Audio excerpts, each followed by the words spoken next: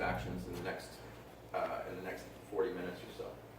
And then finally, I stopped trying to have it all handled, and I got some assistance. I actually got coaching at that point in my life.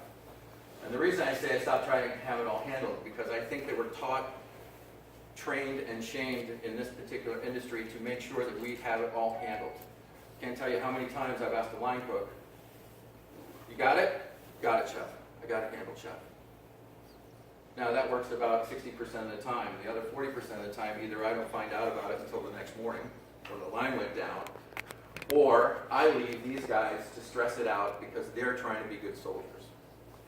Where did they get that idea? Well, they probably got it from me, because I'm actually emulating that type of behavior.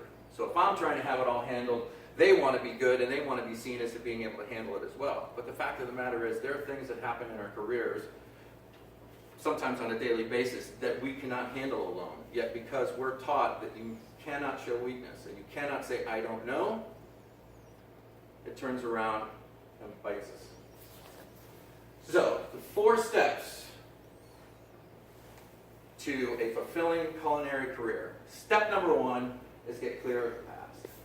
The reason I say this is because when I was in that particular corporate chef job, as I said before, I completely had forgotten about my why. I was there for money, I was there for position, and I was there to basically carry the other people in my life.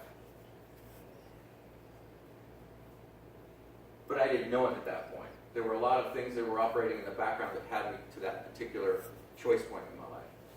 So how did I get clear of the past? Well, I use this methodology. Now, this is a very illuminating process, and by which I'm going to give you a website address at the end of the presentation that has all these handouts and the slide deck. Okay? So basically what I did is I took my resume and I deleted the particulars of the given position.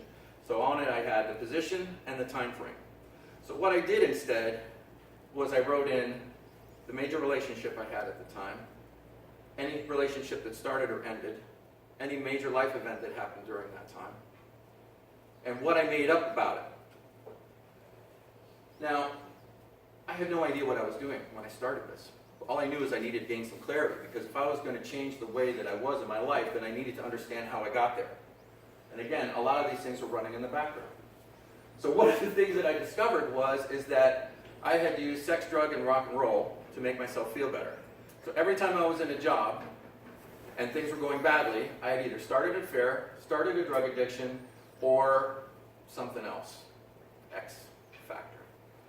But these loops or cycles in my life were unknown to me until I could actually take a piece of paper and look at it from about 15 feet away. Very much so like in our lives, when we're in the forest, it's very difficult to see the trees. Now, for those of you who are starting out in your careers, that's not to say that if you don't have 4 or 5 jobs to look at, what you do is you look at the last 3 relationships you've had. How it started, how it ended, what you made up about that, about love or the world. And what you start to find out is what your inner core beliefs are about such things as work, your ways of being, relationships. Because one of the sneakiest truths about this is that we believe, or at least I did, that I could be one way at work and another way in my personal relationships. But let's face it, folks, no matter where you go, there you are. So it's a fallacy to think that we can separate the two, that they're going to bleed into one another. So once I figured out how I got here, now what's my next step? Well, this is the Chinese symbol for Kaizen, which started out in Japanese automobile industry in the 70s, and it basically reflects small changes over time. See, back then in the Japanese automobile culture, it was constant feedback between the employees and management and the people who bought the vehicles. So there was a constant pipeline of communication going backwards and forwards. So what they did is they took small steps over time, aggregated to big changes. And it's kind of like this. I stole this from Creative Supply Company, but it was perfectly suited. So small steps equal large improvements. Chef Chris has a moment in his speech when he relates to someone's experience about, you start working out at the gym day 1. By day 90, you're toned up. but you don't know exactly which day that happened. It's not like you can say on day 9, I'm going to make that change. So it's small steps over time. At 290 pounds, just done with a opioid addiction, and getting some clarity on my life, I had to take it really easy on myself. I'm kind of a big personality. I like to be dramatic. So I can't say I'm going to stop smoking, or I have to do this, or I'm not going to eat meat again. For me, it has to be small incremental steps, or I self-sabotage, and then I kick my own ass about how I'm not worth it. See how that cycle works? Try something, don't do it, the judge and jury in your brain saying, ha, see, told you couldn't do it. Oh well, I might as well just stay with the way I am. But that's not true. Small changes, over time, equal big results. So, step number 2 in a fulfilling culinary career is find out your why. Now, why is that important? Because there are so many distractions and things pulling at us in our daily lives. If your why is not big enough to ground you, then you're going to spend a great deal of your career like I did, which is trying to prove yourself, trying to get validation from someone else or something else. And let's face it, you're never going to fill the hole in your heart by some outside influence or substance. I mean, that's self-evident and should be something that's easy to understand, but of course, again, if you're in the forest, how can you see the trees?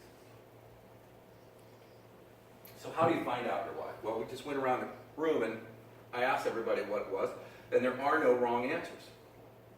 However, if you're going to come into the business to be creative, there's a pretty good chance that you're going to be in a job where you can't be creative because you have to come up through the system, and first thing is skill and repetition and mastery around that, and then 15 years down the road, then you get an opportunity to be creative. And I'm not saying that's the same for everybody, because very often you have opportunities. If it's a smart chef and a good mentor, he'll see that drive in somebody and develop that. But not all chefs are so self-aware.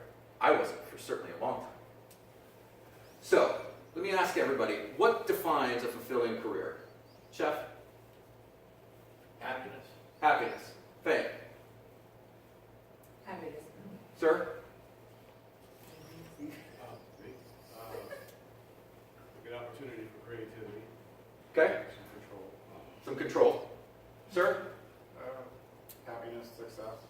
Happiness, success, ma'am?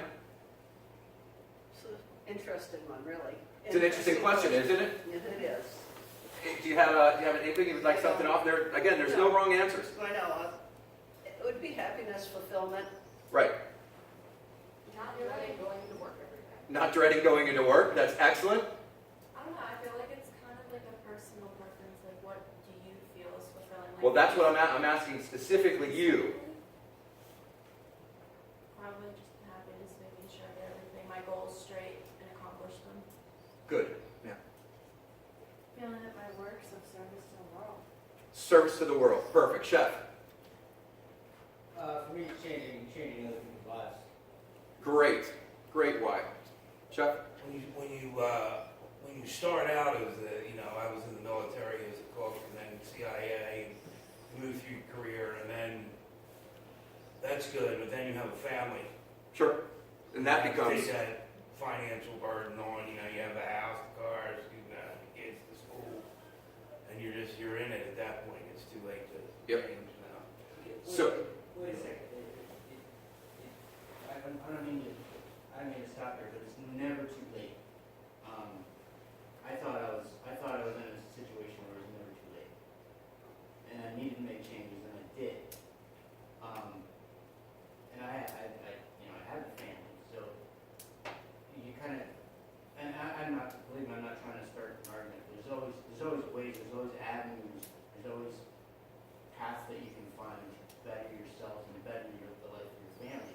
My betterment was not necessarily that I was going to get an improvement of money, but it was an improvement of lifestyle where I could spend time with my family. And that time had much more value than any dollar amount that I could put on it.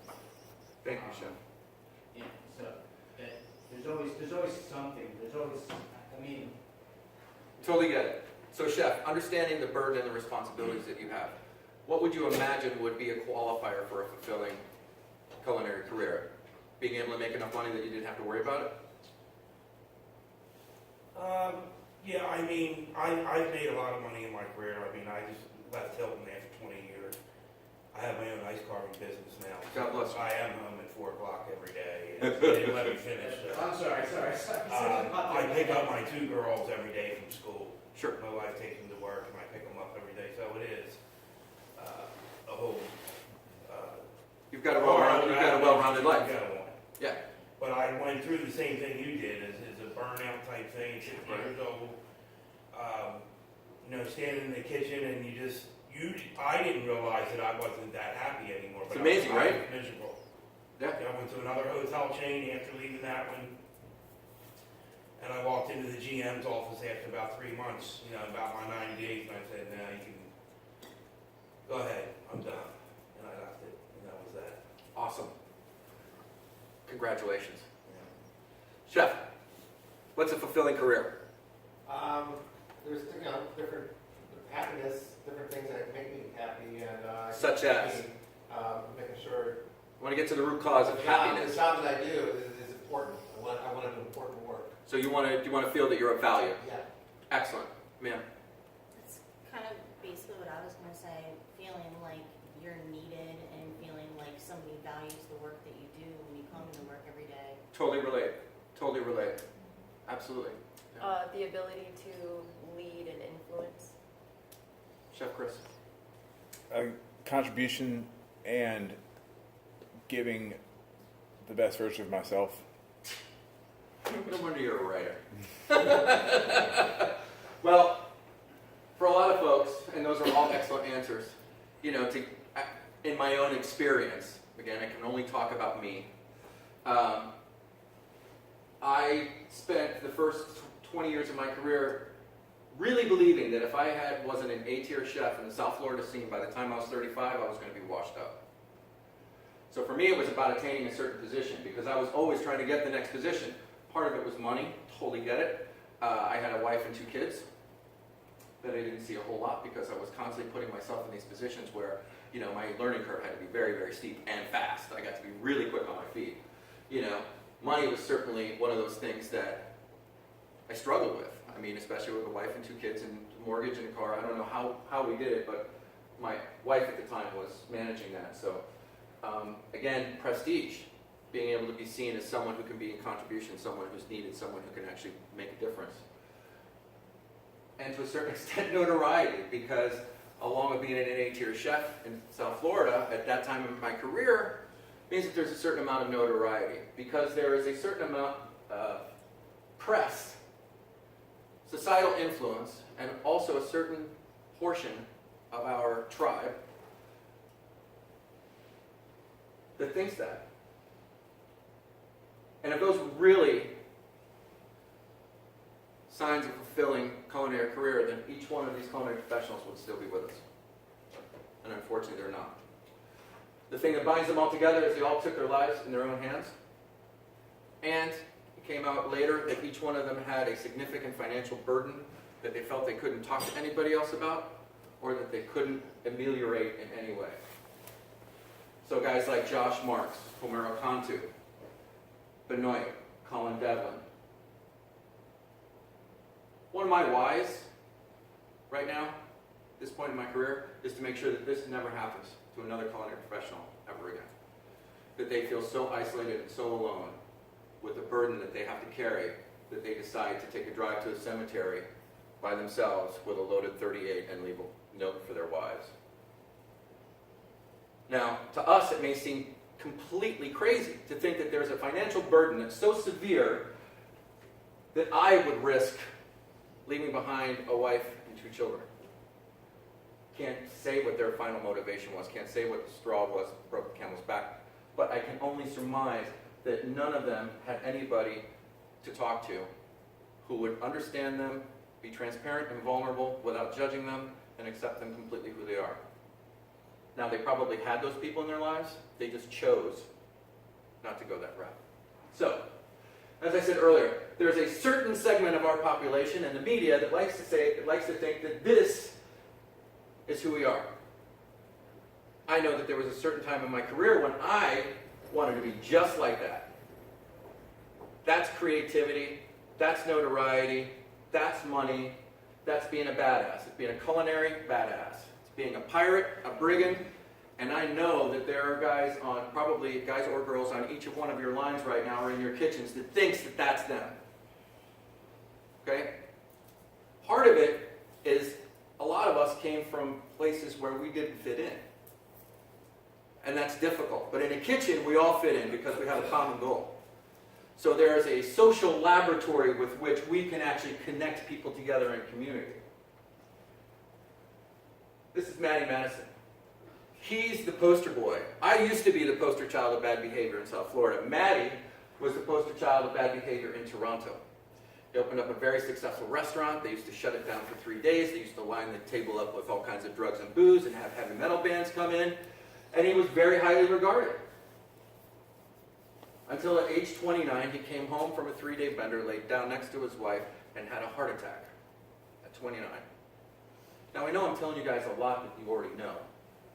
But I'm trying to create a stark parallel behind something as shifty as a why around notoriety and being a badass, than connecting yourself to something that's going to root you your entire career and give you a strong foundation with which you can weather just about anything, including having to go to another job. Chef, congratulations again, creating your own business, creating your own economy.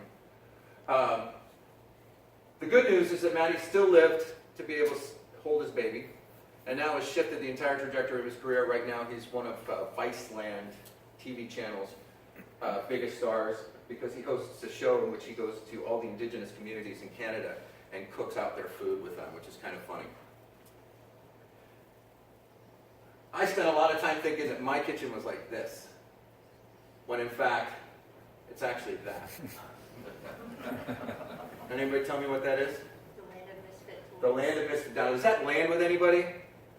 Yes? No? I see some heads bouncing. Again, very often there are folks who come into our kitchen who are creative, who are hardworking, who want to dedicate themselves into something, but they come from tragic circumstances in their lives. Okay? Doesn't necessarily mean that you throw the baby out with the bathwater. You don't... See, the thing about hammers is that everything looks like a nail to a hammer. I had some guys who were the sharpest edges in the drawer working for me, and no matter how much I tried to tell them, don't stick your finger in the light socket, ultimately they did. What I was there to do was to help them up, dust them off, and to get them moving forward. That's what mentorship does. That's another one of my whys. Again, there's this media influence, and again, there's probably a small segment of our population that believes that women chefs look like that.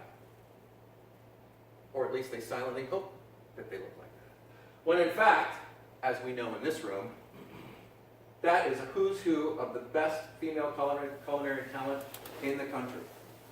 And I don't see any of them wearing any blings or blue jeans. This is mentoring mature professionalism. Not by anything they say, but what they do and how they show up every day. So, money. How much money would it take for you to be happy, Chris? That's a good question. Come on, don't give away my line now. It's never been a primary factor. I mean, you know a lot of the struggles with the restaurant. I went 3 years pretty much without getting a paycheck, so Right. It's never been a driving factor. There's probably enough just to feel like you mentioned before about feeling secure with you being able to take care of bills and stuff like that. Yeah. 6 figures? It's never enough money. Never enough money. Never enough money. Chef, how about you? How much money would it take to feel like you got it? I don't know. I don't think money's going to do that. Okay. I think your life's going to do that, and that's what you're talking about. Exactly. Chef, same response? I would agree with Tom. It's not so much about the money, it's about what you're achieving. Right. You're starting out. You got bills. How much money is it going to take for you to be happy? Well, thankfully I'm actually getting out of school debt-free. Holy moly! Not many people can say that. No. Congratulations. No. I really do want to I want to travel, I want to learn, I mean, obviously you're going to need to make enough money to sustain yourself, but I don't want to run out. Okay, so we're still talking about the why. We'll get into a couple more of these, but so this is Angus Heaton. He's a funny guy. He's a Princeton economist who won the Nobel Prize for this. So they did a study, annual income versus level of happiness. And what they discovered that the sweet spot is right around there. $75,000. Now this is aggregated over a lot of different people and a lot of different types of careers. But under $75,000 a year, the stress of not being able to pay your bills becomes increasingly more difficult.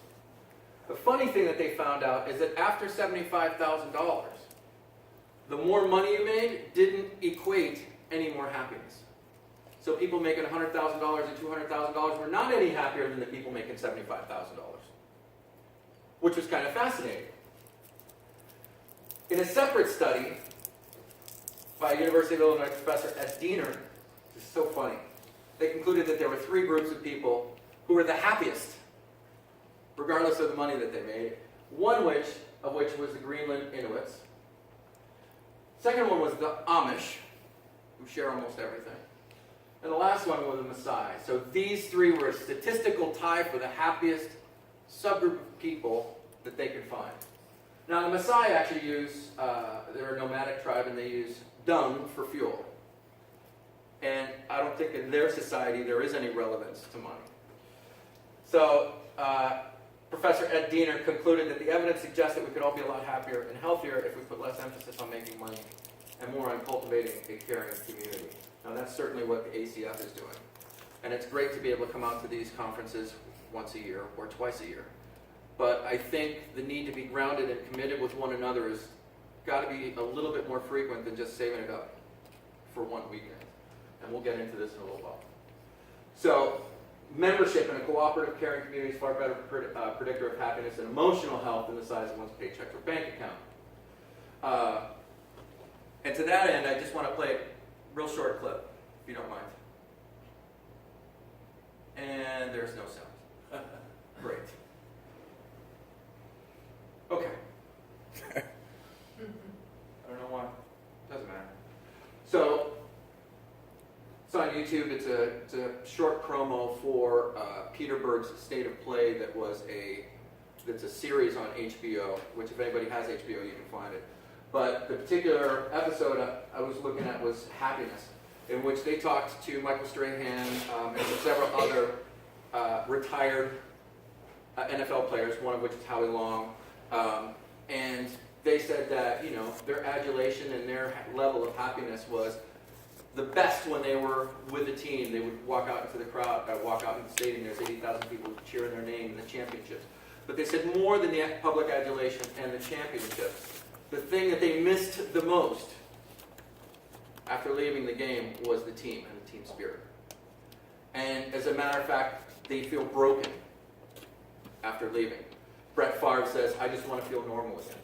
If you've never seen this, please do so because it's fascinating. The reason they studied, or these particular psychologists studied professional athletes, is that their career mirrors the same thing that happens to us in a longer career, just in shorter time. It's a 10-year career as opposed to a 40-year career. The other thing that I thought of when I saw this is how often we move from team to team, going from one job to another job.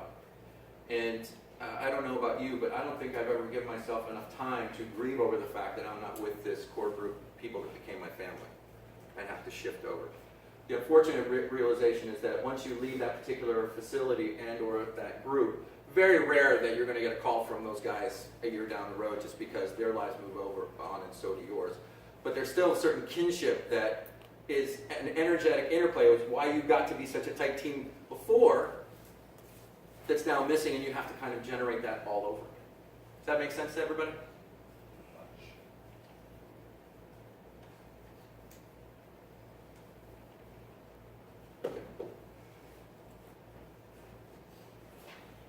So a couple years ago, this was my team. It was over 125 people in season. I was not the executive chef there. The first time in 35 years that I actually took a job as a sous chef.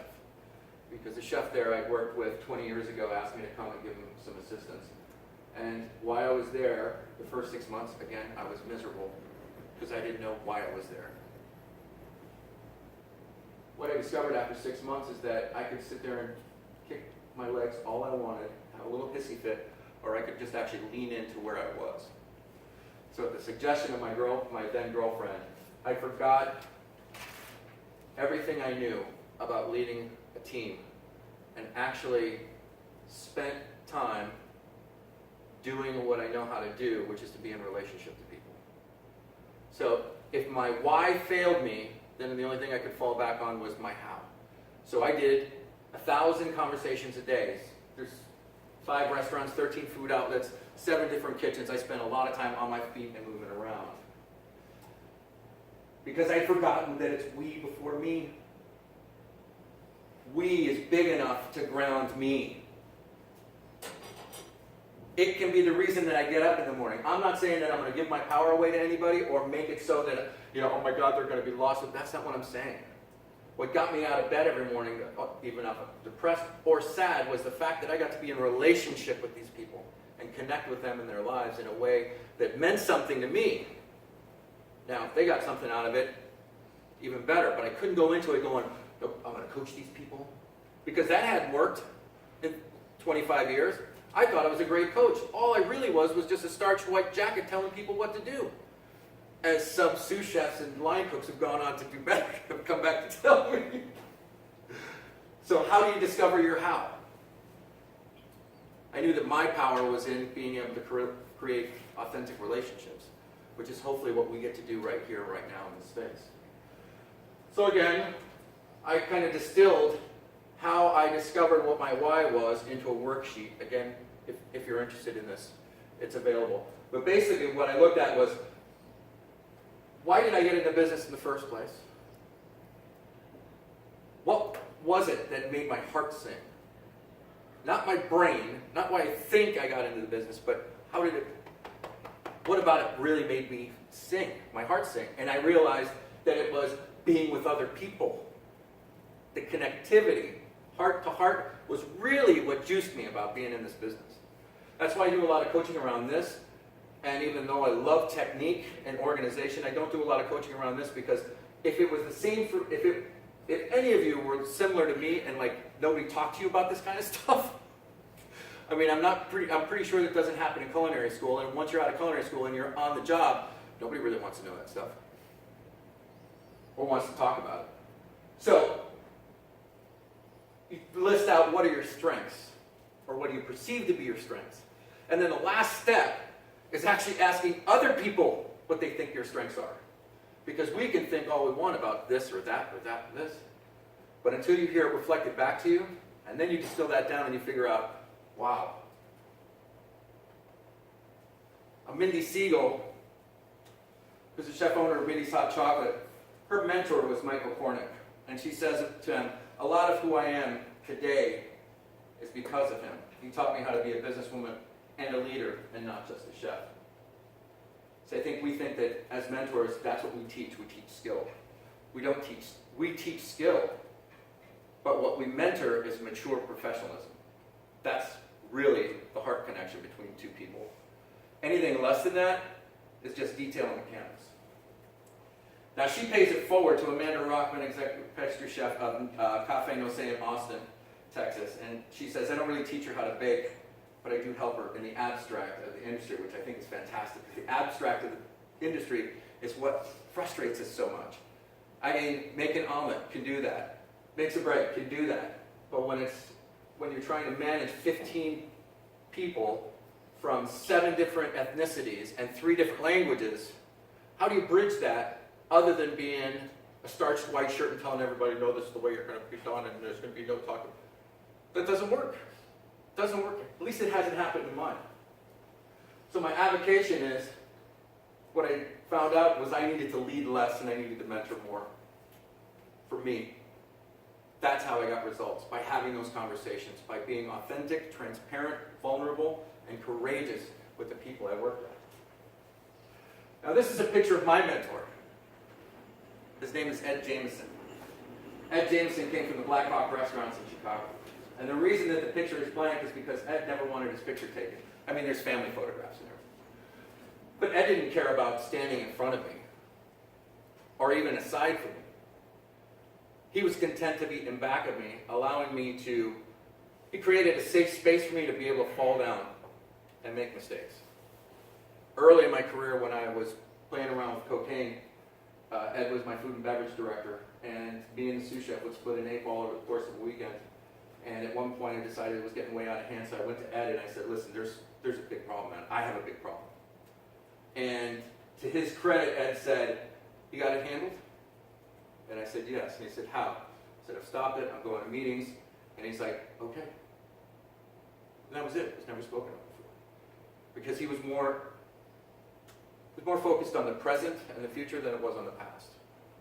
And there's not a day go by that I don't think that I owe him a debt of gratitude, because things could have gotten really, really bad for me really early. So the other thing that I'm able to do that I discovered was my how, was my way of communication. Like 1,000 conversations a day, that led me to Chef Life Radio, which I do a podcast every month. It's basically a love letter back to the industry. I started coaching. I do it full time. Again, because of that connection, that heart connection with somebody, to be able to shift. Now that's my how, and that's my why. I'm inviting you to go on the discovery and the journey of what's yours. Something that can really anchor you for the rest of your career. Because if it's going to be about money, if it's going to be, Chef, you found out this, like no matter what you pinned your hopes on, it wasn't going to work, right? What's up? Yeah. I mean, you went into that job and Well, you said, it's just that's it. Everything over a long career changes. I mean, every 5 years you got to change, you know, the restaurant's out or this. Sure. Nothing stays the same. The 5-year cycle, absolutely. Now, we don't value vulnerability in our culture. At least we haven't up until this point. The reason I tell you about the fact that I abused cocaine and that I was addicted to opioids and that I almost ruined my career several times, the reason I'm being vulnerable with you is because I understand that only by seeing me can you get beyond the fact that I am a chef or anything else.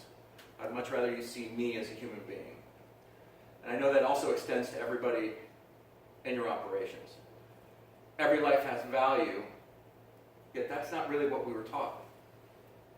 Our society doesn't believe that. But I believe that if we're actually going to shift the culture in the culinary industry, we have to be the forefront at modeling this type of behavior. You know, we can get into the facts and figures about why the labor pool is shrinking and what the outlook looks like. I don't really care about any of that stuff. Yes, it's a concern. But what I'm trying to invite you to understand is that by being vulnerable, you will be more